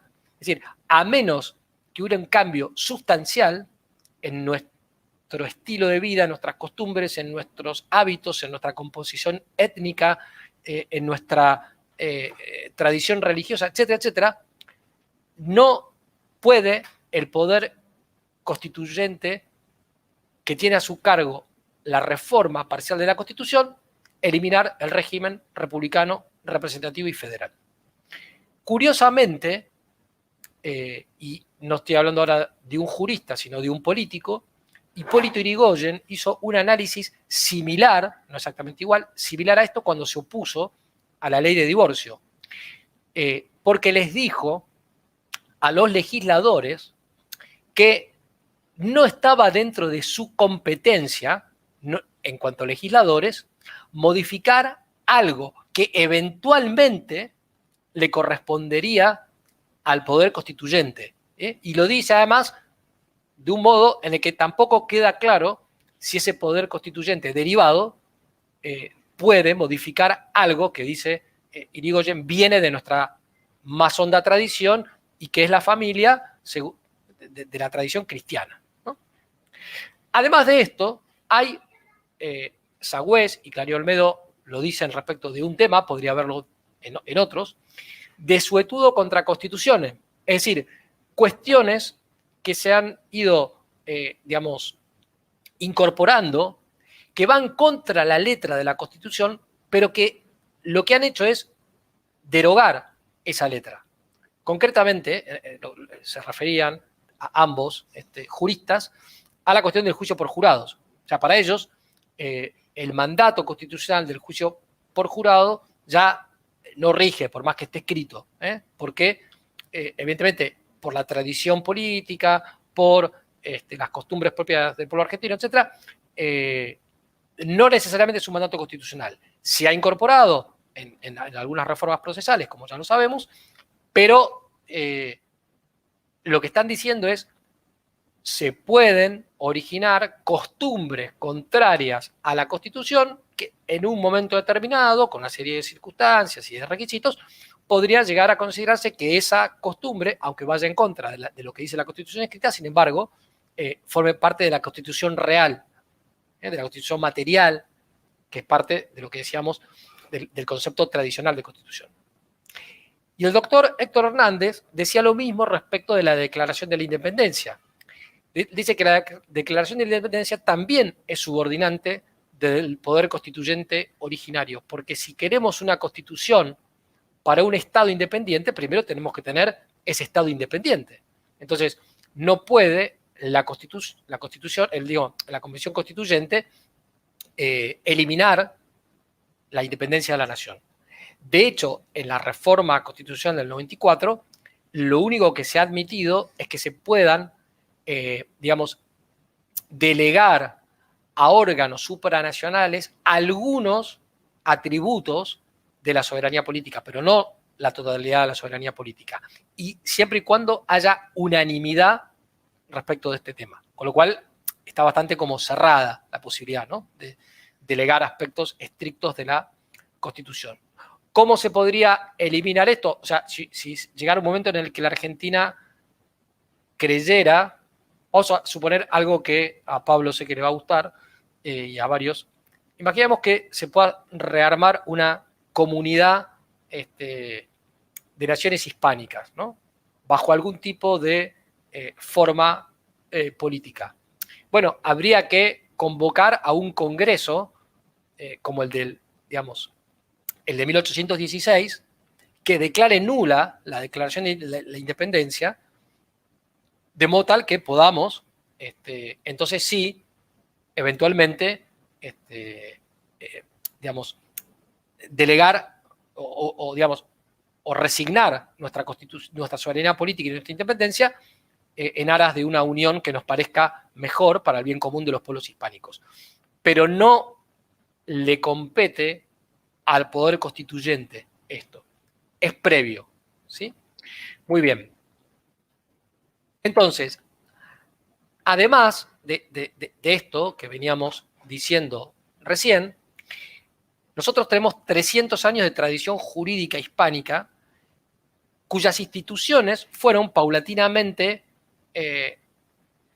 abandonadas y que en parte explican nuestra inestabilidad constitucional, pero sin embargo, los principios que había en ese derecho hispano-indiano, algunos siguen vigentes y otros no sería contrario a la Constitución escrita que los podamos volver a aplicar. Del fuero juzgo recibimos, por ejemplo, la subordinación del gobierno al orden jurídico, es decir, que el Estado nuestro sea un Estado de derecho, o mejor, un Estado de justicia, no nace de la Constitución del 53, viene de tiempo de los visigodos, o sea, está en el fuero juzgo y estaban las partidas y estaban las leyes de Indias y obviamente también está en nuestra Constitución, pero supone que no es solamente un orden jurídico positivo, sino un orden jurídico que admite el derecho natural. El fuero juzgo lo reconocía así, la Convención Constituyente de 1860 lo reconoce así, y además, tal vez, principios que son de orden religioso. Por ejemplo, reconocer que la religión católica es la verdadera, que era lo que estaba en la legislación española, y que también está en el artículo 2 de nuestra Constitución. Bien, que no implica imponer la fe por la fuerza, no implica clericalismo, no implica fundamentalismo, es decir, la confesionalidad del Estado y una sana laicidad y una libertad religiosa son tres cuestiones que pueden ser perfectamente compatibles entre sí y eventualmente generar conflictos concretos que habrá que solucionar por vía judicial. La desobediencia legítima a la ley injusta. Hoy que hablamos de la cuestión de lo mal que está, lo mal que estuvo la obediencia debida en la guerra contra subversión durante el gobierno militar, ¿no? O cuando se habla de la objeción de conciencia, o a mí me gusta hablar más de objeción de las conciencias, ¿sí? Esto ya estaba en las leyes de Indias, era la desobediencia legítima a la ley injusta, en aquel famoso se reverencia pero no se cumple, ¿no? Que llevado a su extremo, en la escolástica española se enseñaba que podía dar lugar al ius resistendi, es decir, a la rebelión armada, si se habían agotado las instancias pacíficas, para remover una tiranía que ya se hacía insoportable y que aparentemente no había otra manera de quitarla, ¿no? Bueno, esto no lo tenemos heredado nosotros, digamos, del derecho anglosajón, ¿sí? Lo tenemos de nuestra tradición hispánica. ¿Puede haber un mal uso de esto? Sí. Hemos tenido, digamos, numerosas revoluciones, pronunciamientos, golpes militares, etc. No me voy a meter ahora en ese tema porque sería muy complejo. Pero en algunos casos puede efectivamente estar justificado. Otro criterio de esa tradición jurídica era el consentimiento popular al régimen político.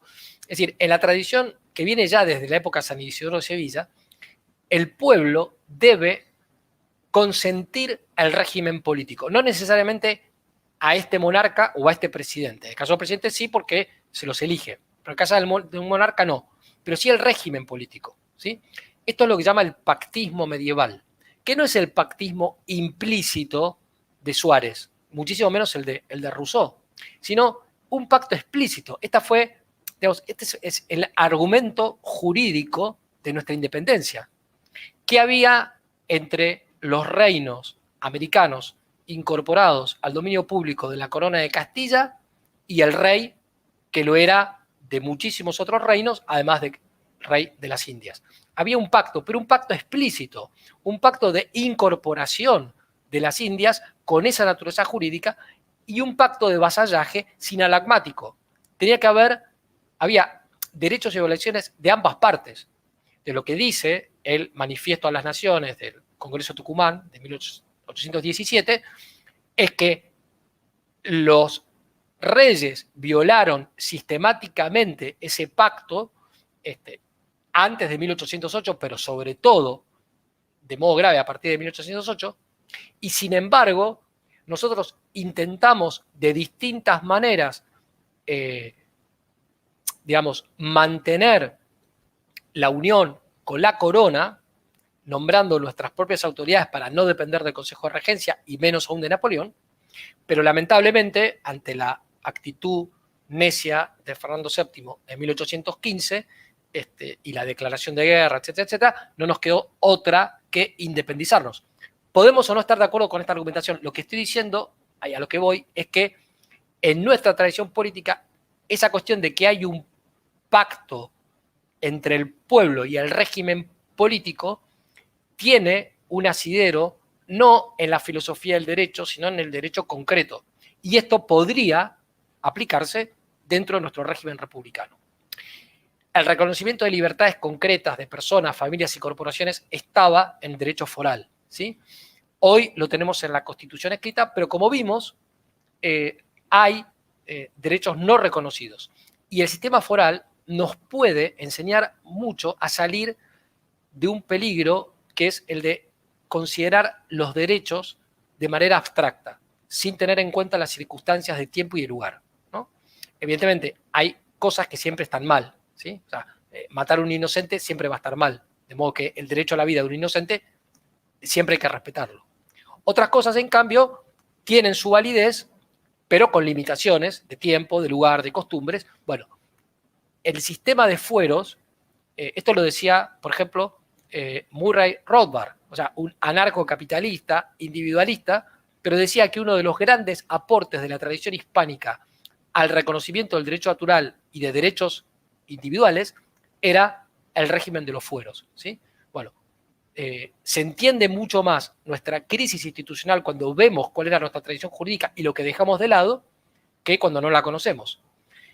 Bien, ya hablé de esta cuestión de unidad de poder, equilibrio de funciones y control recíproco entre los órganos del poder. Esto lo dejamos de lado en la letra de la Constitución, pero sigue sucediendo. Es decir, por un lado Alberdi tomó en cuenta un rasgo sociológico, que es el del caudillismo, y dijo, démosle un cauce institucional. Y por eso, digamos, hizo que, recomendó, hizo lo que la Constitución aceptó, los constituyentes, que el régimen sea presidencialista, ¿sí?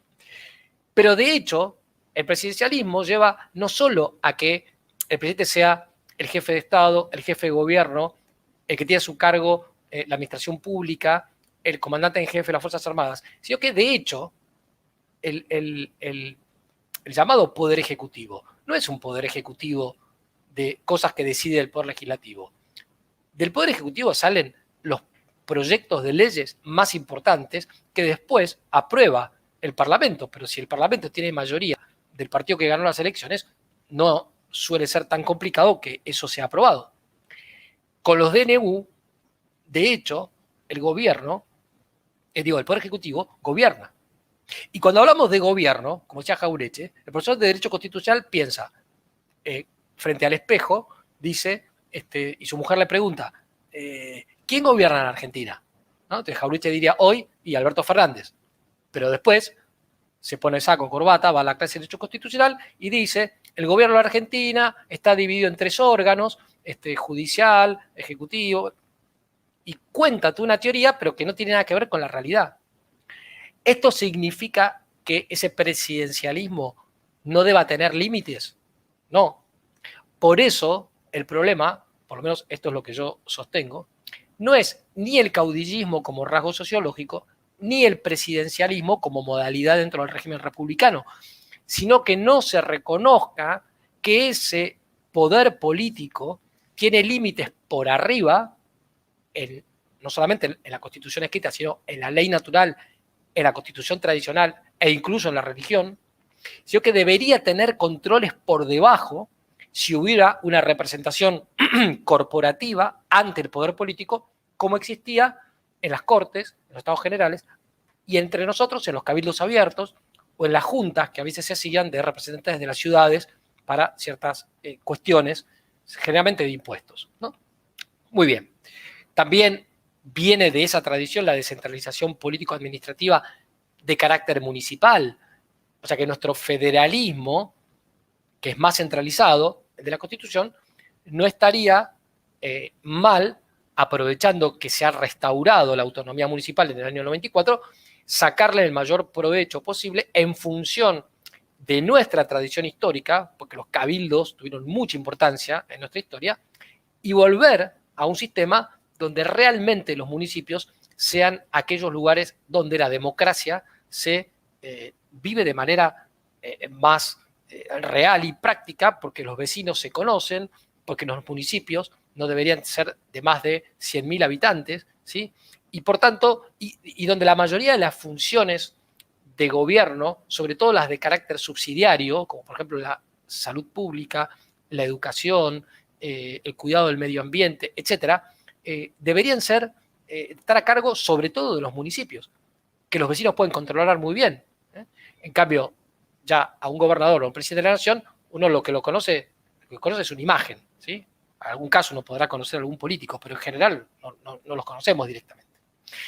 Bien, en esa tradición había una también organización profesional de la economía, quiere decir que la economía no estaba regida exclusivamente por la ley de la oferta y la demanda, sino también por otra serie de criterios que no eran aplicados directamente por el Estado, algunos sí, pero otros eran aplicados por las corporaciones, por los cuerpos intermedios. Eso habría que adaptarlo a un tipo de economía que es distinta a la de hace 300 años, pero un embrión de eso lo tenemos, por ejemplo, en las paritarias, ¿no?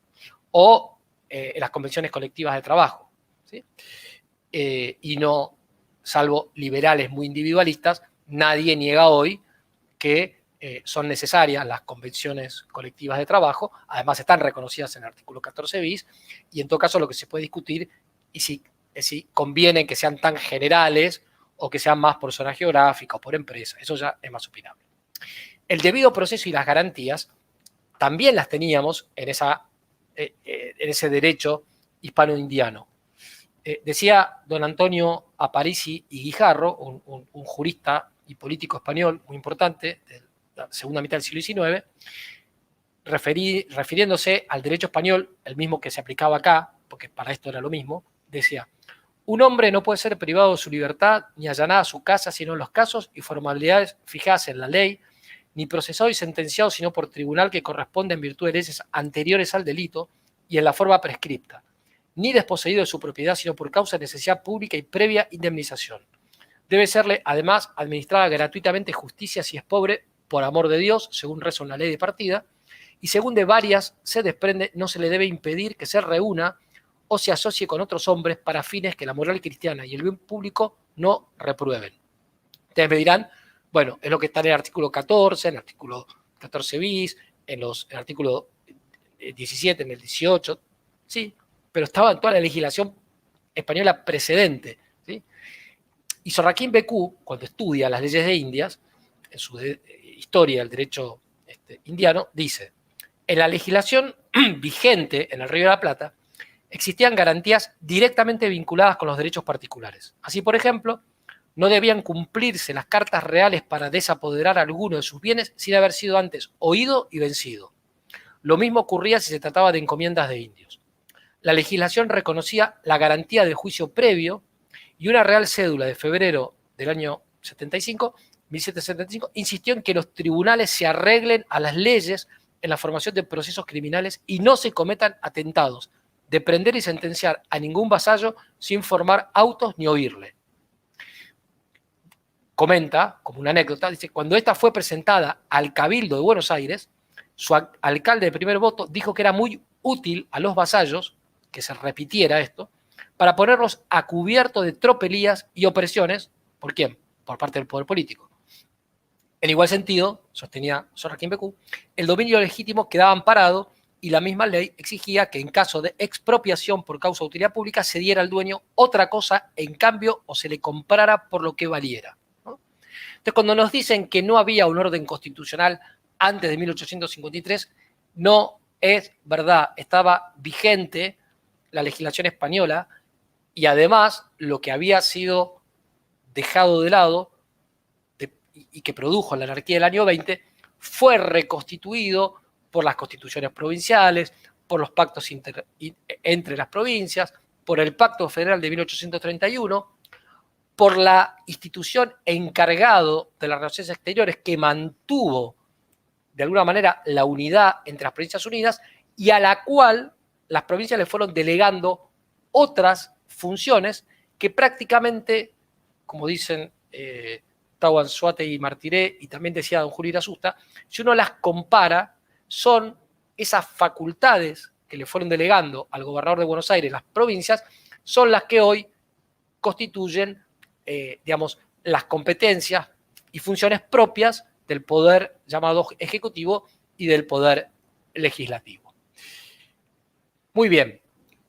Entonces, y ya para ir terminando, además de estos precedentes hispanoindianos, muchos de los cuales siguen vigentes, otros no están, pero por no estar se deforman, o sea, al no haber, por ejemplo, representación corporativa ante el poder, lo que sucede es que aparecen los lobbies, aparece la defensa de intereses creados, pero por fuera de un marco institucional que le dé un cauce, ¿sí? Y entonces es la ley del más fuerte, o el que logra hacer un cabildeo con una billetera, digamos, más grande que la del que vino con anterioridad.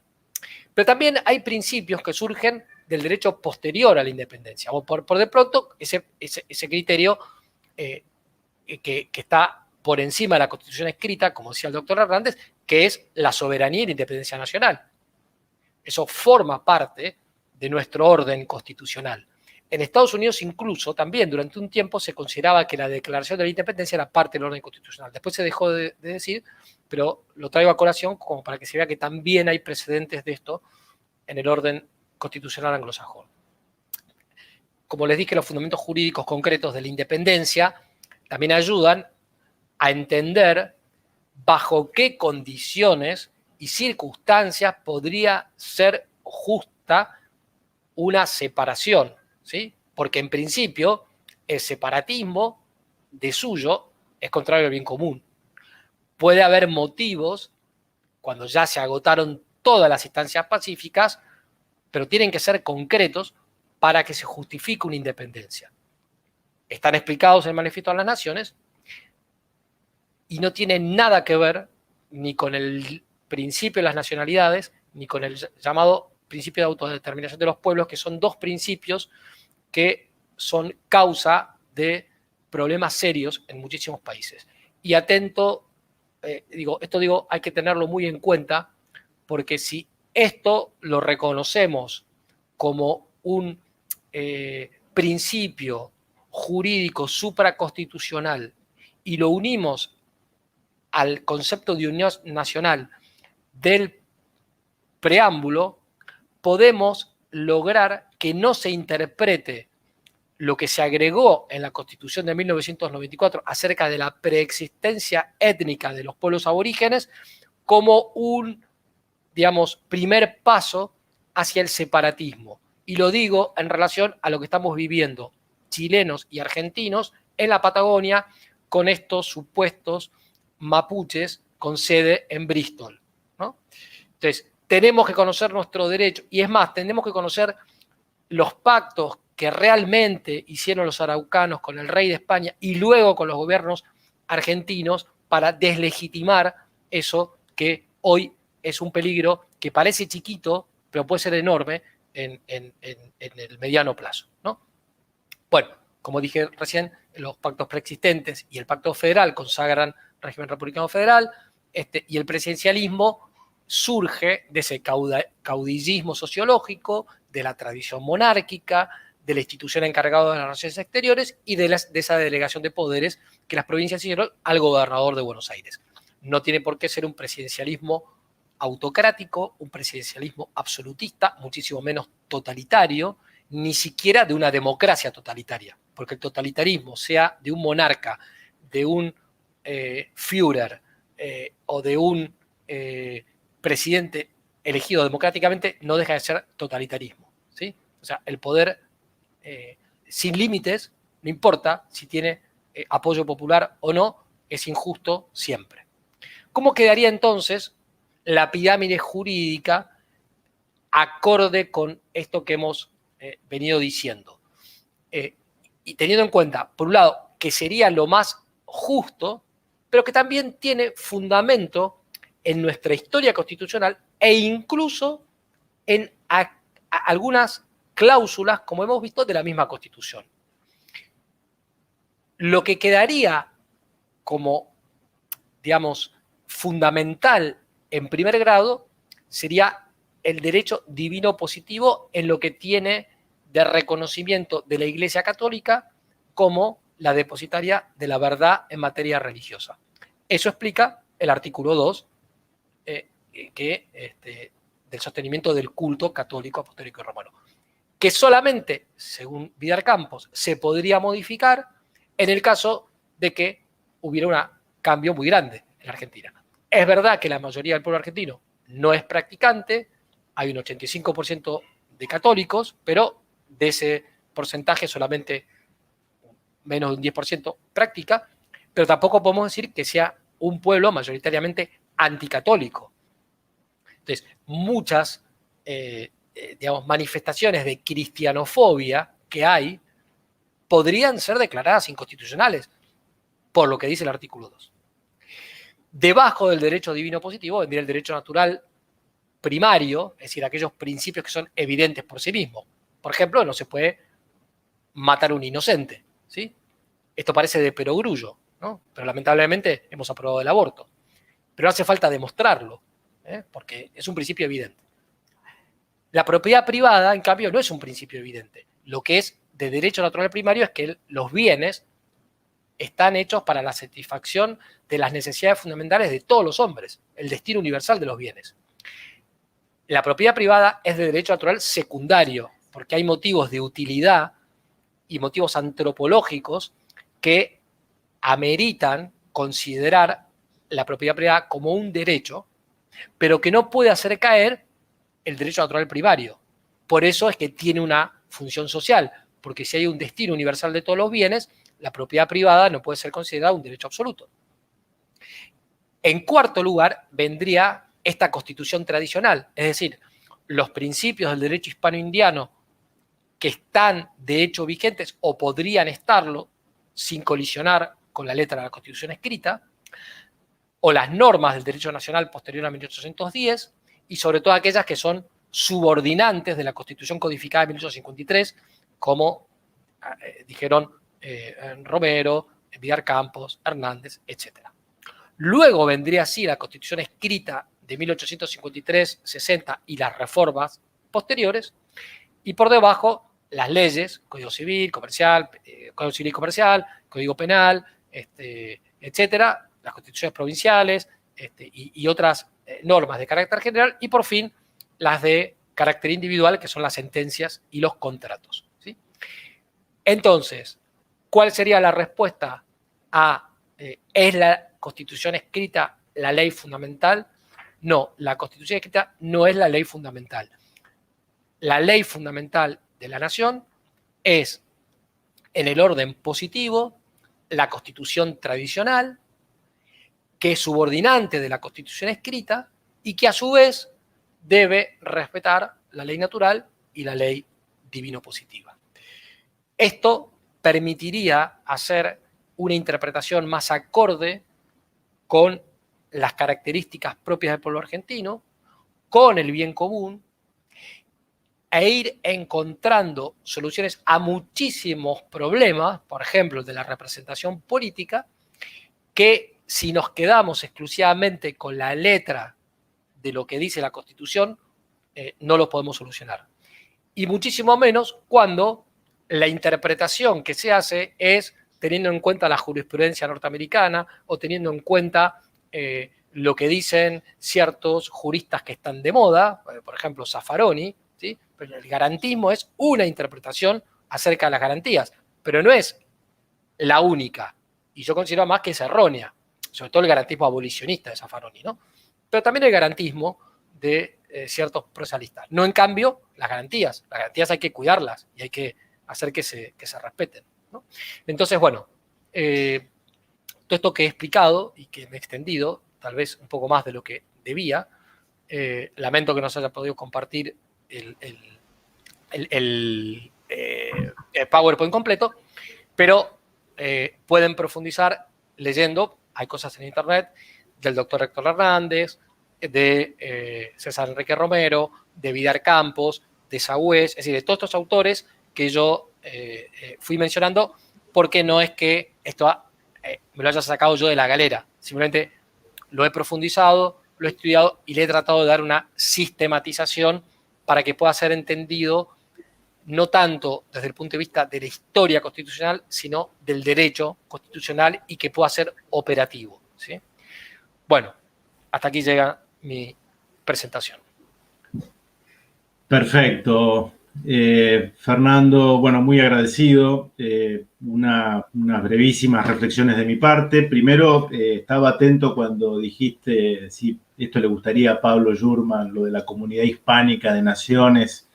Y bueno, lo vinculaste con un tema que nos generaría un inconveniente si nos declaramos en su momento independientes de aquella corona, ¿no? Allí nuestro amigo en común, conocido, Marcelo Bulo, dice en su último libro, Madre Patria, que lo está presentando ahora en España, nos declaramos independientes más de los Borbones que de España, ¿no? Eso es un aspecto interesante. Pero sí, claro, ¿cómo no va a gustarme la idea de que estos 500 millones de habitantes que tenemos una lengua en común, que tenemos una idiosincrasia? Vos dijiste algo interesante, nuestra matriz cultural y nuestra fe fundante, que todas las naciones y culturas la han tenido, está en el cristianismo, específicamente el catolicismo, más allá de que alguno sea practicante o no practicante.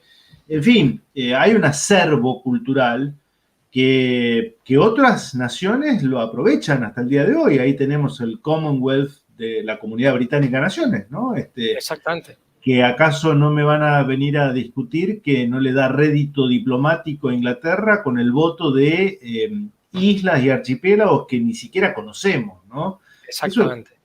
Y los ingleses nunca lo han abandonado, nosotros lo hemos abandonado, y por supuesto que me interesaría una vuelta ayornada a un escenario quizá que no es el mismo del siglo XVI, XVII y XVIII, ciertamente. Pero muy interesante. Sí. Fíjate que el Common Law tampoco lo han abandonado.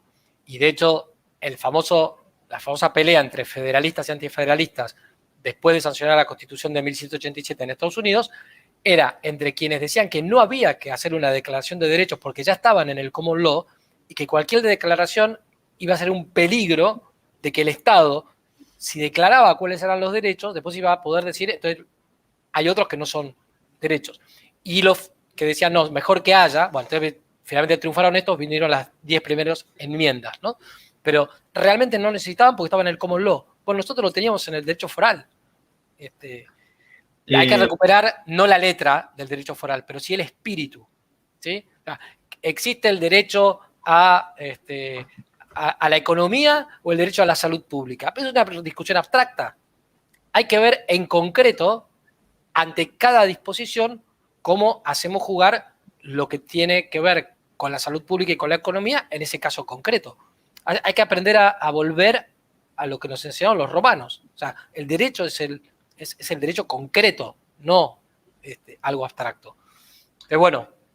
Por supuesto. Y yo, bueno, simplemente una opinión. Puede haber alguna diferencia en matices o en aspectos secundarios, una coincidencia absoluta con la disertación tuya, Fernando. Me quedo con algunas cuestiones. Yo primero me siento muy tranquilo de saber que estando vos convocado a una disertación de este nivel, tu erudición, tu lectura de fondo de innumerables autores, el manejo que tenés del tema, nosotros solemos poner estas conferencias a disposición de los alumnos del grado. Sabés que esta materia se da en el ciclo básico, son alumnos que vienen con una formación bastante deficitaria en términos generales, pero no vamos a dudar también en recomendar este material, porque nosotros también le hacemos a ellos la invitación de que, iniciándose en la vida universitaria, tienen que también pegar ellos un salto, manejar algunas categorías de análisis, y me quedo con algunas ideas que vos has lanzado y que nosotros compartimos plenamente, creo que también interpreto a Darío.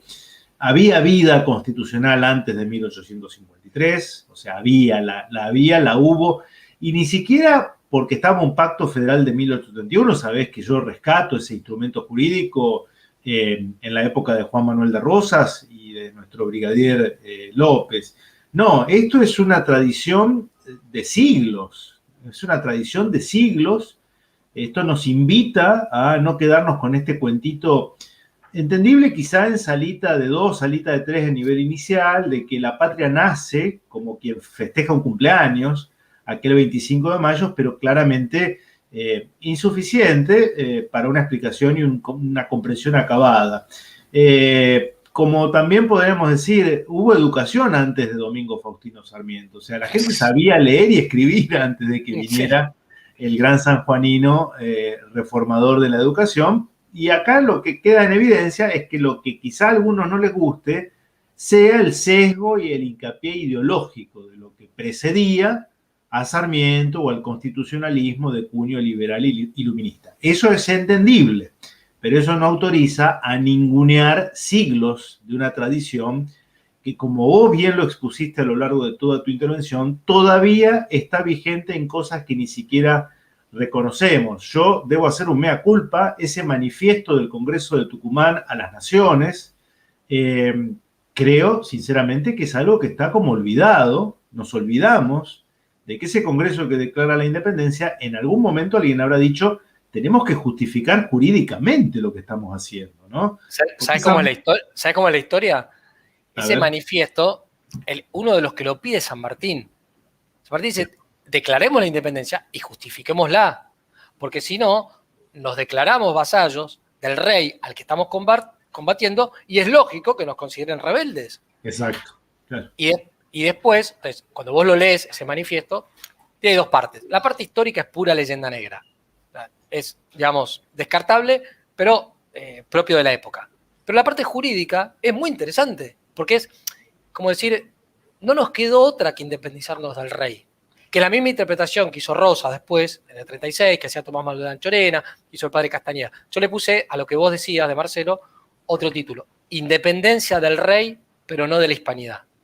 ¿Sí? Eso es lo que hicimos. Muy bueno, muy bueno. Y hay que volver a formar la comunidad política de naciones.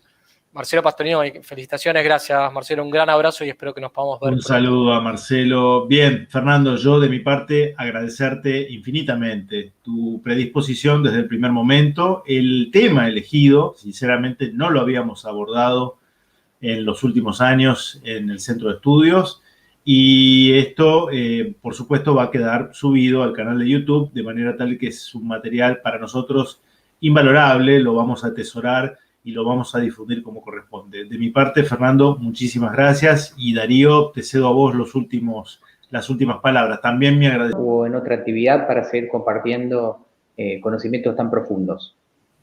Gracias a todos también por participar. Un consejo que se me ocurre, a lo mejor alguien que sepa de estas cuestiones, digamos, digitales, tal vez pueda, yo te lo pasé, el PowerPoint, tal vez lo pueda llegar a colocar. Bien. Y entonces que quede junto con las imágenes también. Perfecto, perfecto. Vamos a intentarlo entonces. ¿Sí? Bueno, gracias, bueno, Fernando. gracias. Estamos en contacto. Gracias. Gracias a todos. Hasta luego.